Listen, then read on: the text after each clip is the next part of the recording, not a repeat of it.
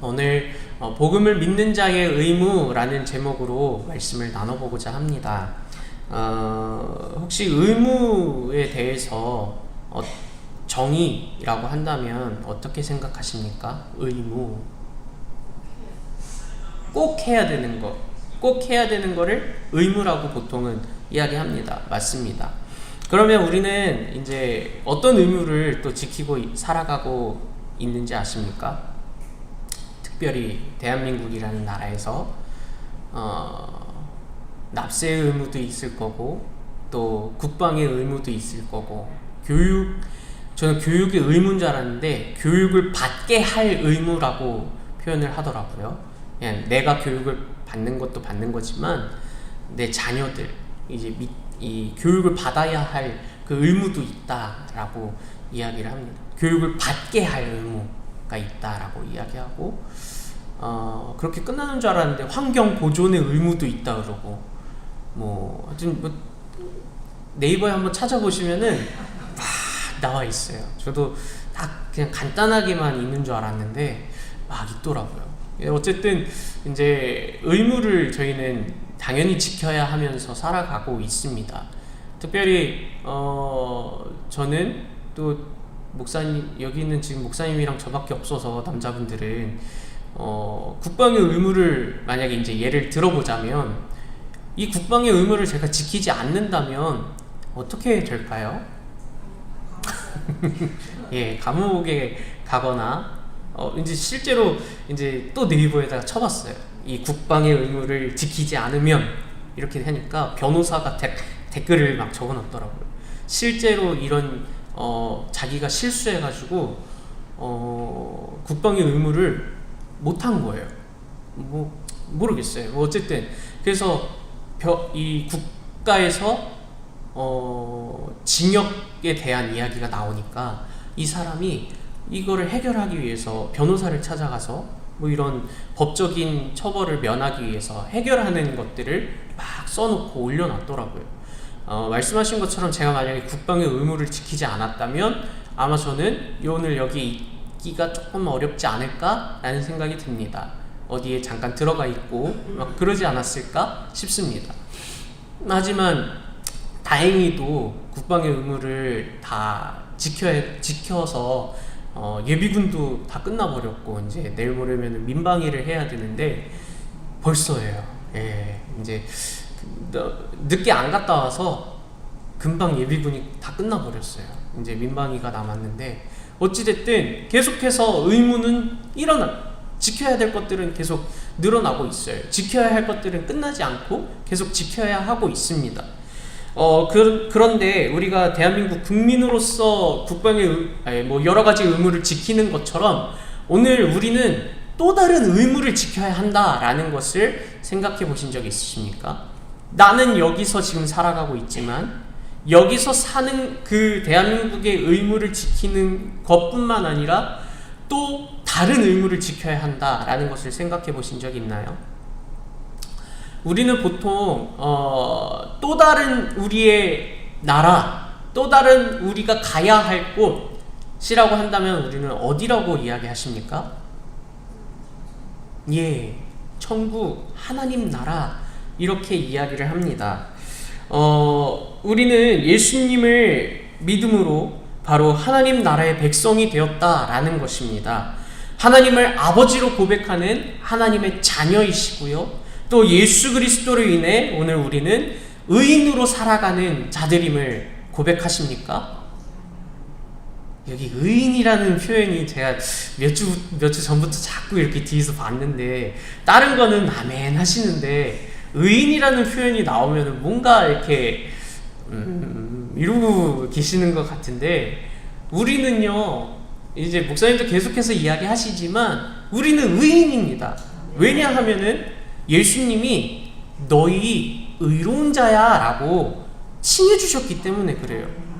내가 의로우려고 어떻게 해보려고 해서 의로운 게 아니라 예수님이 우리를 의롭다 하시기 때문에 우리는 의로운 자입니다. 예수님을 통해서 우리는 의로운 자라는 걸 믿으십니까? 아멘. 네, 그렇습니다. 우리는 하나님 아버지를 하나님을 아버지라고 고백하는 자녀들이며 또 예수님을 통해서 우리는 의로움으로 살아가는 의로운 자들임을 고백합니다. 그렇게 살아가는데 그렇게 하나님 나라의 백성으로서 우리는 또한 지켜야 할 의무가 있다라는 거예요. 복음을 믿는 자로서의 지켜야 할 의무가 있다라는 것입니다. 오늘 그 의무에 대해서 한번 살펴보면 좋을 것 같습니다.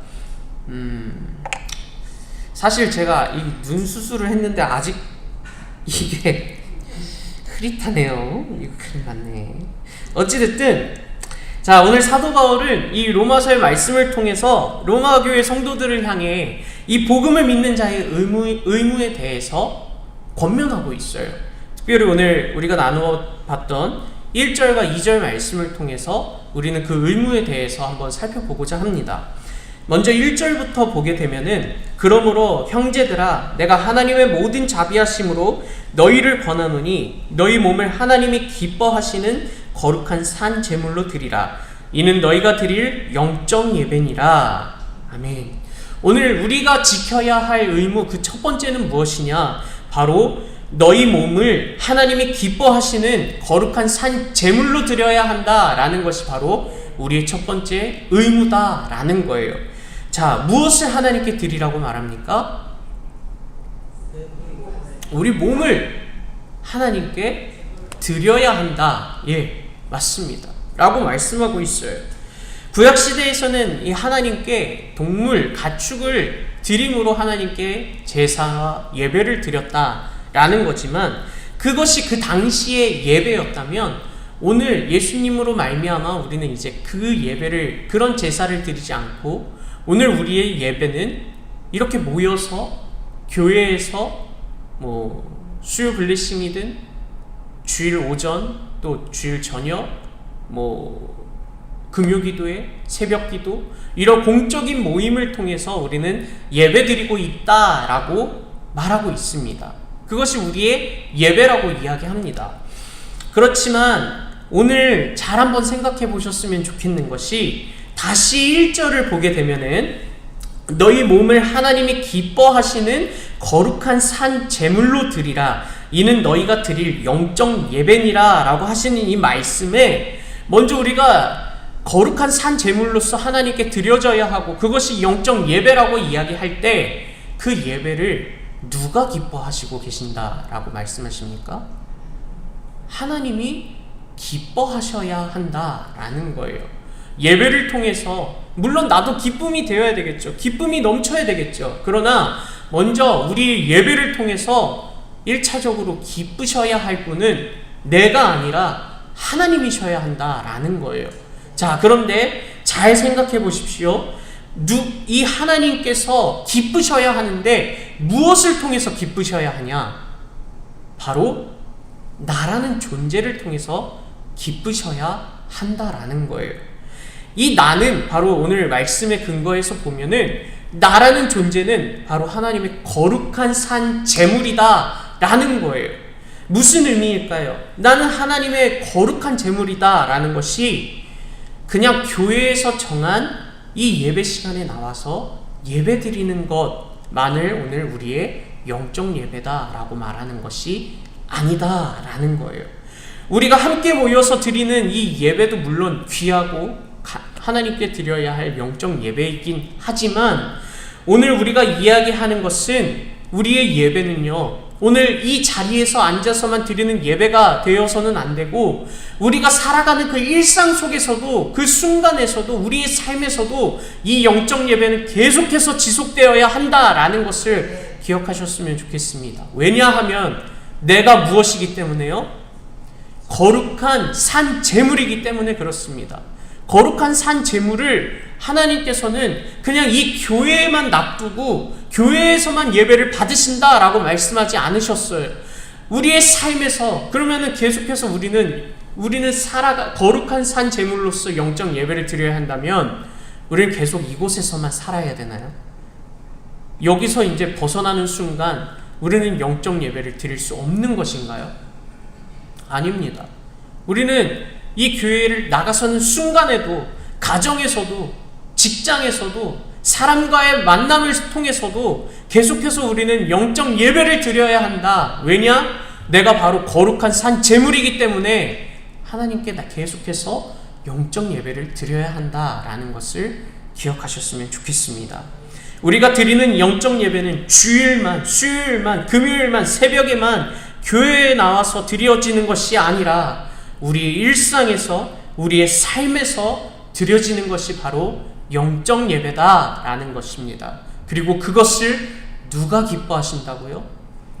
하나님께서 기뻐하신다라는 거예요. 그리고 우리는 이제 하나님께 우리의 몸을 드려야 한다라고 이야기합니다. 단순히 우리의 몸이라고 이야기하면 오늘 내 신체만을 이야기할까요? 그렇지 않습니다. 나의 몸뿐만 아니라 나의 생각, 나의 영, 나의 마음, 나의 고백, 나의 삶, 이 모든 것들이 다 하나님께 드려져야 한다. 하나님께 나아가야 한다. 라는 것을 말씀하고 있는 거예요. 이 모든 것들을 다 이야기하는 거예요. 결국 하나님께서 기뻐하시는 영적 예배라는 것은 거룩함으로 살아가는 나임을 믿으시기를 소망합니다. 그리고 나라는 존재가 하나님께서 기뻐하시는 거룩한 산 제물이다 라고 할 때 나의 몸, 나의 생각, 나의 삶, 나의 영이 바로 오늘 거룩해져야 한다 라는 것입니다. 거룩이라는 건 무엇이라고 흔히들 이야기합니까? 구별되는 것이라고 이야기하죠. 그러면서 많이 이렇게 이야기합니다. 세상과 구별되어야 한다 라고 이야기합니다. 맞습니다. 그러나 오늘 이 1절에서 우리의 첫 번째 의무, 그 영적인 예배로 하나님께 나아가는 그때에 우리가 거룩함으로 구별되어야 할 때는 세상보다는 바로 영적 예배를 드리지 않았던 이전의 나와 구별되었으면 좋겠습니다. 과거에는 그냥 이 교회에서만 그냥 하나님이 이곳에서 하나님을 만날 수 있는 것은 이곳에서 교회에서만 만날 수 있다라고 한다는 그 공적인 예배에만 참여해야 나는 하나님께 영적 예배를 드렸다라고 생각하는, 그렇게 실천하고 순종했던 이전의 나에서 구별되어서 모든 삶에서 나를 하나님께 거룩한 산 제물로 드리는 영적 예배를 드리는 우리 성도님들이 되시기를 축복합니다. 그렇게 세상과 구별되는 것도 물론 맞지만 이전의 나와 구별되는 거룩한 예배, 거룩한 제물이 되시기를 축복합니다. 나를 온전하게 구별하는 것은 먼저 하나님이 기뻐하시는 거룩한 산 제물이 되는 영적 예배에서부터 시작해야 한다라는 거예요. 그러면 우리가 거룩한 산 제물로서 하나님이 기뻐하시기 위해 어떻게 해야 할까? 생각해 보신 거 있으실까요? 하나님이 기뻐하시기 위해서 우리는 어떻게 해야 될까? 막 뭐라고 하실 것 같은데 이게 지금 그러면 이 상황에서 이거 이야기해도 되는 건지. 물론 맞습니다. 맞는데요. 근데 이게 잘 한번 생각해 보면 아까도 우리 찬양하면서 이야기 드린 것처럼 우리가 이 기쁨을 이루어가기 위해서 무언가 한다가 아니라 이미 우리는 기쁨의 존재다라는 그 믿음이 먼저예요. 오늘 우리 성도님 한 분 한 분들이 다 이미 기쁨이 넘치는 존재들이다라는 거예요. 왜냐하면 하나님께서 그렇게 정하셨기 때문에요. 하나님께서 너는 참 내 기쁨의 자녀다, 너는 의로운 자녀다 말하시는 것처럼, 칭해주신 것처럼 너희는 나의 기쁨이 넘치는, 내가 너를 보니 너무나 기쁘구나 라고 하시는 그 하나님의 음성을 들으셨으면 좋겠어요. 내가 뭔가를 하기 위해서 기쁨을 이렇게 하나님께 드리는 것이 아니라 이미 나라는 존재가 이미 기쁨이 넘치는 상태예요. 그런데 뭘 또 해가지고 기쁨을 막 또 하려고 하십니까? 물론 이렇게 이야기하면은 항상 누군가는 그러면은 아무것도 하지 말라는 거예요? 라고 하실 수 있겠지만 그게 아니라 이 기쁨이 넘치기 때문에 그 기쁨의 대상인 하나님, 기쁨을 주시는 하나님의 말씀도 우리는 계속해서 봐야 하고 그 말씀을 통해서 우리는 기쁨을 또 누려야 하고 찬양을 통해서, 기도를 통해서, 우리 신앙생활을 통해서 우리는 여전히 기쁨을 누려야 한다라는 거예요. 기쁨을 얻기 위해서, 기쁨의 대상이 되기 위해서, 하나님을 기쁘시게 하기 위해서 내가 성경을 본다, 기도를 한다, 찬양을 한다가 아니라 하나님이 이미 주신 그 기쁨을 우리가 누리기 위해서 우리는 이 모든 신앙생활을 누리시기를 소망합니다. 이미 우리는 그 기쁨이 하나님의 기쁨이 되는 거예요. 자, 하나님은 우리를 보실 때 이미 기쁘시기 때문에 우리는 아무것도 하지 않아도 됩니다. 그냥 하나님이 나를 보실 때 이미 기쁘시기 때문에 하나님이 그저 딱 한 가지, 나를 만났으면 좋겠다. 그냥 이 예배를 통해서 아무것도 하지 않아도 되고 그냥 이 예배, 하나님과의 만남, 이 시간을 통해서 그냥 나를 만났으면 좋겠다, 나와 교제했으면 좋겠다. 딱 그거 한 가지예요. 말씀 오늘 내가 못 읽었다고 해서 하나님 에휴, 이게 아니라 그냥 하나님은 나와 만나고 싶으신 거예요. 잘 지냈니? 이야, 오늘은 괜찮네? 오늘은 좀 옷도 이쁘게 잘 입었네? 막 이런 정말 사소한 거 하나하나, 이 만남을 하나님은 원하신다라는 거예요. 그럴 때 우리는 하나님의 기쁨이 됩니다. 이미 하나님의 기쁨이지만 그럴 때 하나님은 우리를 보시고 너무나도 기뻐하실 거예요. 자, 그렇게 거룩한 산 제물로 살아가야 하는 것이 우리의 첫 번째 의무입니다. 그러면 두 번째 의무는 무엇일까요? 우리 2절 말씀을 또 같이 한번 읽어보도록 하겠습니다. 시작.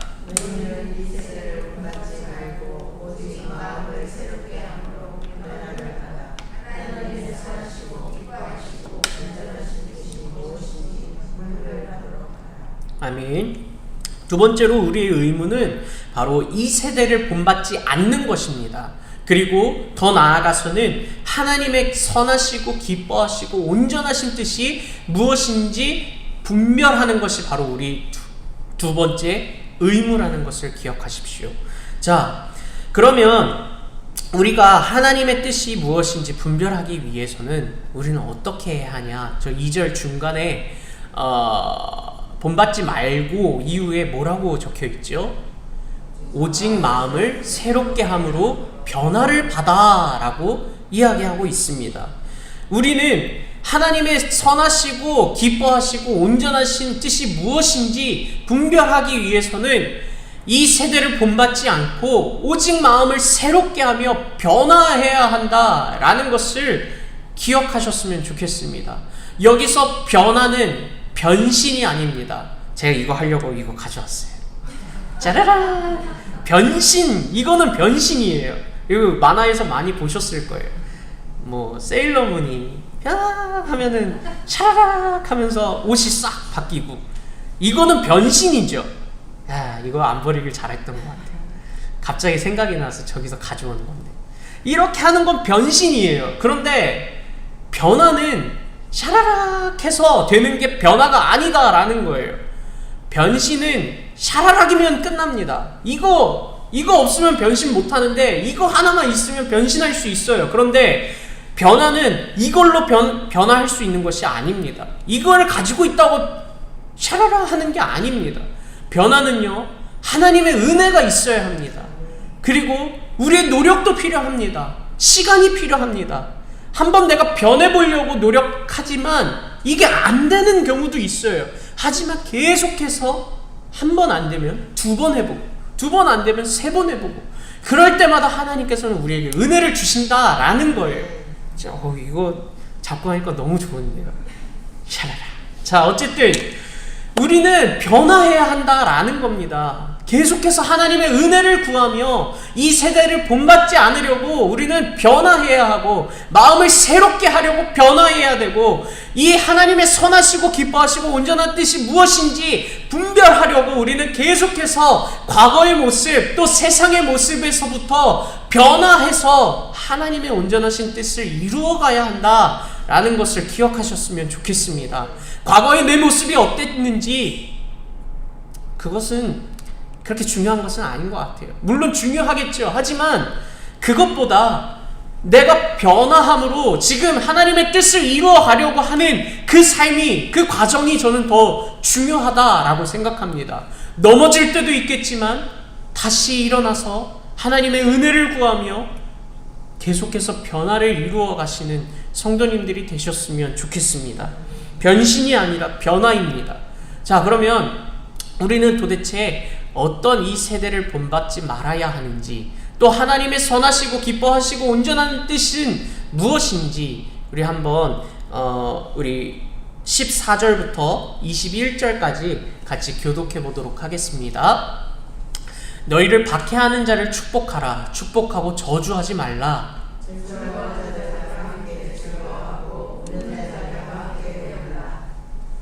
서로 마음을 같이 하며 높은 데 마음을 두지 말고 도리어 낮은 데 처하며 스스로 지혜 있는 채 하지 말라.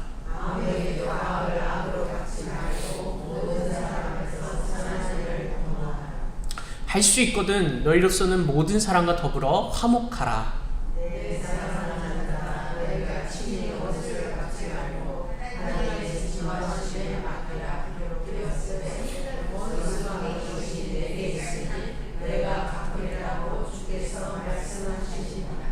내 원수가 줄이거든 먹이고 목마르거든 마시게 하라. 그리함으로 내가 숯불을 그 머리에 쌓아 놓으리라. 악에게 지지 말고 손으로 악을 이기라. 아멘.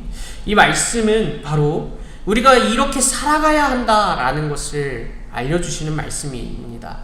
우리가 과거에는 이렇게 살아갔다면 이제 이렇게 변화해야 한다. 마음을 새롭게 하고 또 변화를 받아 하나님의 선하시고 기뻐하시고 온전하신 뜻이 무엇인지 분별해야 할 때 이렇게 살아가야 한다라는 것을 말씀해주고 계십니다. 14절부터 21절까지의 말씀은 총 3가지의 상황에 대해서 이야기를 합니다. 첫 번째로는 나를 괴롭히고 나와 관계가 안 좋은 사람들에 대해서 이야기를 할 때 세상은 보통 나를 힘들게 하고 나를 아프게 하는 사람들, 나와 관계가 안 좋은 사람들을 향해서 어떻게 이야기할까요? 세상이 축복하라고 그럽니까? 저는 이 세상에서는 거의 대부분 너를 힘들게 하면은 너도 똑같이 힘들게 해야지, 오히려 더 배로 힘들게 해줘야지 라는 거를 이야기하지 않을까? 라는 생각이 듭니다. 물론 이게 너무 극단적으로 이야기를 할 수도 있겠지만 때로는 그러지 않는 모습들도 보이겠지만 대부분의 모습들은 나에게 피해를 주었다면, 나를 힘들게 했다면 그 사람을 욕하고 저주하는 것이 보통 세상의 모습이지 않을까 싶습니다. 저도 그래요. 저를 만약에 힘들게 한다 라고 하면은 웃으면서 이렇게 웃는 게 쉽지가 않아요. 속으로 얼마나 욕을 많이 하는지 모릅니다. 이러면서 어떻게 나한테 이럴 수가 있지? 왜 나한테 이렇게 하지? 내가 뭐 잘못했나? 막 이런 오만 가지 생각이 끊이지를 않아요. 그 사람을 완전 욕하면서 완전 내리 깎으면서 그렇게 저도 판단하고 저주하고 욕하고 그렇습니다. 그런데 하나님의 그 선하시고 기뻐하시고 온전하신 뜻은 무엇입니까? 바로 축복하라 라는 거예요. 참 하나님은 축복하라 라고 말씀하신다 라는 거예요. 그런데 오늘 우리가 지켜야 할 의무에 대해서, 의무는 우리가 반드시 당연히 지켜야 할 의무라고, 일이라고 한다면, 하나님이 축복하라 라고 하신다면 우리는 그렇게 해야 할까요? 아니면 내가 못한다고 하지 말아야 할까요? 해야 한다라는 겁니다. 이미 지금 표정에서부터 지금 다들 그거 너무 힘든데? 막 이러고 계시는 것 같은데, 힘들다고, 당연한 의무를 힘들다고 하지 않는 건 그 의무를 지키지 않는 것과 다를 바가 없습니다. 제가 국방의 의무를 지키고, 또 우리 지금 강현애 집사님을 갑자기 보니까 민서가 지금 국방의 의무를 지키고 있는데, 이 국방의 의무 솔직히 너무 힘듭니다. 이거 솔직한 얘기로 하면 내가 왜 군대를 가야 되지? 이런 생각부터 시작해서 어렸을 때 내가 군대 갈 때쯤이면 당연히 통일이 돼서 나는 군대 안 갔겠지? 라고 했지만 아마 우리 지금 어린 자녀들도 그렇게 생각하고 있지 않을까 싶어요. 민서도 분명히 그렇게 생각했을 거예요. 모든 이 남자고 이 어렸을 때라면 분명히 그렇게 생각했을 겁니다. 근데 실제로 군대 가면은 너무나 더 힘들어요. 이거는 내가 여기 왜 지금 이러고 있어야 되지? 나 너무 힘들다 라고 하지만 이걸 포기하는 사람은 아무도 없었어요. 몇 명은 있었습니다. 그렇게 조금 이상하게 좀 제대하고 그런 사람들은 있었지만 대부분은 아무리 내가 자진해서 온 것이 아니더라도 이걸 포기하는 사람은 없었어요. 왜냐하면 나는 이걸 지켜야 하기 때문에, 당연하기 때문에, 지켜야 하기 때문에 라는 그 의무를 가지고 포기하지 않았다라는 거예요. 힘들지만 함께 버텼어요. 그냥 힘들면 그냥 PX 가서 냉동치킨 하나 더 사 먹고 막 그랬단 말이에요. 지켰습니다. 버텼습니다. 포기하지 않았다라는 거예요. 내가 이거 못하겠다라고 힘들다고 하지 않는 것은, 포기하는 것은 의무를 지키지 않는 것입니다. 하나님께서 축복하라 라고 하셨다면 오늘 그 말씀을 신뢰함으로, 믿음으로 축복해 보는 거예요. 하나님께서 축복하라 하셨으니까 내가 그 말씀을 의지하고 신뢰함으로 내가 한번 나 마음은 아직 축복의 마음이 되지 않았지만 그래도 한번 축복해 보겠습니다 라고 한번 해보는 거예요.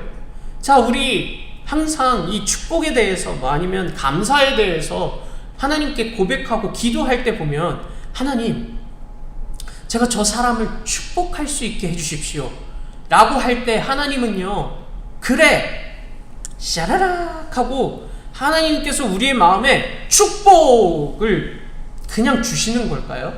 아니면 하나님께서 샤라락이 아니라 내가 진짜 이렇게 하나님께 고백한 것처럼 내가 축복할 수 있는 상황을 만들어 주실까요? 내가 아무리 저주하고 욕하고 있는 그 사람에게 하나님, 내가 저 사람을 축복하고 싶습니다라고 한다면 바로 축복이 쫙 나오는 게 아니라 하나님은 그런 상황을 만들어 가시리라고 저는 생각합니다. 너 축복을 원했잖아. 축복하고 싶다고 했잖아. 그러면 한번 축복을 해봐 라고 하시지 않을까요? 내가 힘들다고 해서 저 못하겠습니다, 안 할 거예요 라고 하는 것이 아니라 하나님 말씀이 축복하라 하셨으니 저는 한번 하나님 말씀을 따라 축복해 보겠습니다. 이 믿음으로 우리는 살아가야 한다, 축복해야 한다 라는 것이죠. 이것이 첫 번째입니다. 자, 이제 또 두 번째는 어떤 이야기가 나오냐, 바로 마음이 맞지 않는 사람들, 내가 좋아하는, 내가 함께하고 있는 사람들 말고 다른 사람들에 대해서 이야기를 합니다. 보통 세상은 나와 마음이 맞지 않고 나와 조금 결이 다른 사람들을 향해서, 그러면 굳이 뭐하러 같이 다녀? 뭐하러 너가 관심을 두고 있어? 관심 두지 마, 관심 꺼 라고 이야기하는 것이 보통입니다. 세상입니다. 하지만 하나님의 선하시고 온전하시고 기뻐하시는 뜻이 무엇일까? 특별히 이 두 번째 말씀, 이 두 번째 이야기를 통해서 최근에도 목사님이 말씀하셨던 그 라가디아 판사에 대해서 갑자기 생각이 들더라고요. 라가디아 판사의 이야기 들어보셨던 것처럼 기억이 나시죠? 어떤 노인분이 빵 하나 살 돈이 없어서 빵을 훔쳤다가 재판에 넘겨졌고 그런 이야기들인데, 세상은 관심을 두지 말라고 할 때 거의 대부분의 사람들이 노인이 지금 어떤 상황에 처해 있는지도, 그냥 왜 저 빵을 훔쳤는지도, 그냥 훔쳤다, 죄를 지었다 라는 것에만 초점을 두어서 저 노인을 고발하고 있다, 관심을 두고 있지 않다, 노인이 어떻게 살아가고 있는지에 대해서는 전혀 관심을 두지 않고 있다라는 것, 그것이 바로 그냥 세상의 모습이다라는 거예요. 그냥 저 사람 잘못했어 만을 이야기하고 있다라는 것이죠. 하지만 하나님의 선하시고 온전하시고 기뻐하시는 뜻은 마치 이 라가디아 판사와 같이, 물론 노인이 잘못하지 않았다라는 것은 아닙니다. 당연히 노인에게 빵을 훔쳐갔다라는 잘못이 있지만 우리가 관심을 두지 않고 내가 좋아하는 사람들, 내가 관심이 있는 것만 그렇게 챙기고 그렇게 관심을 두었다, 그렇게 사랑을 했다라는 것에 대해서 나에게도 잘못이 있고 오늘 저 사람에 대해서 우리가 함께 챙기지 못한 것에 여러분들에게도 잘못이 있다라고 하면서 서로에게 벌금을 판결한 것처럼 하나님의 그 뜻은 서로 사랑하라, 계속해서 좋은 일에 함께 웃고 또 슬픔을 나눈 일에 함께 울어야 한다, 겸손한 마음을 가지고 내 일이 남의 일이 내 일인 마냥 이 좋은 일을 이루어갈 때는 함께 이루어가야 하고 슬픈 일이 있을 때는 함께 슬퍼하고 그렇게 함께 나아가야 한다라는 것을 하나님은 말씀하고 있다라는 것을 기억하셨으면 좋겠습니다. 그래서 오늘 나의 옆에 혹시 소외되고 있는 노인이 있다면 우리는 어떻게 하실 것입니까? 세상의 그 흐름대로 따라가실 것입니까? 아니면 하나님의 그 뜻을 분별하며 살아가실 것입니까? 내가 좋아하는 사람들만 끌어들이고 나에게 조금 뭔가 마음에 들지 않고 나와는 조금 다른 사람들을 밀어내면서 계속해서 살아가실 것입니까? 어떻게 하실 것인가요?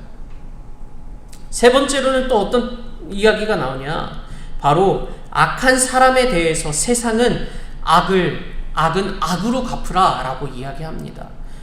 범죄를 저지른 사람을 향해서 더 큰 범죄로 복수해야 한다라는 것이 거의 세상의 흐름, 방법, 이야기지 않을까 싶습니다. 하지만 하나님의 그 뜻은 무엇이냐? 우리 17절 말씀 같이 읽어봅시다. 시작. 아무에게도 악을 악으로 갚지 말고 모든 사람 앞에서 선한 일을 도모하라. 그리고 19절 말씀도요. 시작. 내 사랑하는 자들아, 너희가 친히 원수를 갚지 말고 하나님의 진노하심에 맡기라. 기록되었으되 원수 갚는 것이 내게 있으니 내가 갚으리라고 주께서 말씀하시니라. 마지막으로 21절 말씀 시작. 악에게 지지 말고 선으로 악을 이기라 라고 하나님은 말씀하고 계십니다. 악은 악으로 갚는 것이 당연하지 라고 하는 이 세상의 가르침에 우리는 마음을 변화하고 이 세상의 이 세대의 마음 본받지 않고 하나님의 선하시고 온전하시고 기뻐하신 뜻이 무엇인지 우리는 분별해야 합니다. 악을 악으로 갚으실 것입니까? 아니면 악을 선으로 갚으실 것입니까? 우리가 갚는 것이 아니라 하나님께 맡겨드리라 오늘 말씀하고 계시는데 내가 갚으려고 하실 것입니까? 아니면 하나님께 맡겨드리고 나는 이 모든 것을 축복하실 것입니까? 어떻게 하실 것인가요? 오늘 계속해서 하나님이 1절과 2절을 통해서 말씀하시는 것은 무엇이냐? 내가 기뻐하는 것이 무엇인지 너희 잘 한번 생각해봐 라는 거예요. 너희가 드려지고 있는 많은 예배, 지금 무엇을 나는 기뻐하고 있는 건지, 내가 기뻐하는 예배는 뭔지, 너희가 이 세대를 본받으며 살아가고 있는데 내가 기뻐하는 그 삶은 무엇인지 너희 한번 잘 생각해봐 라는 거예요. 그냥 예배만 오늘 이야기하는 것이 아니라 이 영적 예배 통틀어서 오늘 나의 삶이 어떻게 해야 되는지, 내가 원하는 삶대로 살아가야 하는지, 아니면 하나님이 기뻐하시는 대로 살아가야 하는지, 하나님이 좋아하시는 것을 나도 좋아하며 살아가야 하는지, 아니면 또 하나님이 미워하시는 것을 나도 미워하며 살아가야 하는지, 아니면 그 반대가 되는지 그걸 한번 잘 생각해봐 라고 말씀하고 있다라는 거예요. 어떻게 살아가시겠습니까? 어떻게 예배드리며 나아가시겠습니까? 어떻게 하실 것인가요? 그 선택은 여러분들의 몫이에요. 네. 아무리 여기서 막 이야기하더라도 결국엔 살아내는 것은요, 나라는 거예요. 내가 영적 예배를 계속해서 드릴 거고, 내가 하나님의 그 온전하신 뜻이 무엇인지 분별하며 살아가야 됩니다. 내가 해야 된다라는 거예요. 물론 하나님께서 도와주시겠지만 하나님 말고는 도와줄 리가 한 명도 없습니다. 내가 살아가야 한다라는 거예요. 어떻게 살아가시겠습니까? 결단하셔야 됩니다. 거룩한 삶으로 돌이키셔야 돼요. 과거의 모습에서 구별되어야 한다라는 겁니다. 세상과 구별되겠습니다라고 하고 있지만 정작 내 모습에서는 구별될 것이 없나? 아니요. 너무나도 많습니다. 예배와 나의 삶. 구별될 것이 너무나도 많습니다. 그것을 구별하지는 않고 다른 사람을 정죄하고 있지는 않습니다. 저 사람은 왜 이렇게 구별되지 않지? 거룩하지 않지? 라고 하고 정작 나는 바라보지 않고 있지는 않습니다. 나를 바라보십시오. 그리고 내가 그렇게 거룩한 산 제물이 되어 하나님이 기뻐하시는 영적 예배를 드리는, 또 이 세대를 본받지 말고 오직 마음을 새롭게 함으로 변화를 받아 하나님의 선하시고 기뻐하시고 온전한 뜻이 무엇인지 분별하는 우리 성도님들이 되시기를 축복합니다. 세상은 우리를 보고 멍청하다, 바보 같다, 미련하다라고 이야기할 게 분명합니다. 제가 전에도 이야기한 것처럼 이런 삶까지는 아니었지만 그냥 저는 신학교 다닌다는 이유 하나로 친구들과 20살에 만나서 친구들은 술 마시는데 너는 왜 술을 안 마시냐? 나 신학교 다녀서 라고 얘기했을 때 저보고 야, 그게 너 밥 먹고 살게 해줄 것 같냐? 라는 그런 이야기를 합니다. 물론 맞아요. 맞는 얘기예요. 지금 어떻게 보면은 그 친구들은 저보다 더 떵떵거리면서 살아갑니다. 솔직히 조금 부러운 면도 있어요. 우와, 잘 나가네. 이런 생각도 듭니다. 그렇지만 그걸 위해서 우리가 살아가는 것이 아니다라는 거예요. 우리는 먼저 나를 분별하고 그 다음에 세상 속에서 분별되고 구별되는 그런 거룩한 삶을 살아가야 합니다. 거룩한 예배를 드려야 합니다. 오늘 그런 성도님들, 복음을 믿는 자의 의무를 지키시는, 하나님 나라의 백성의 의무를 지키시는 우리 성도님들이 되시기를 예수님의 이름으로 축복합니다.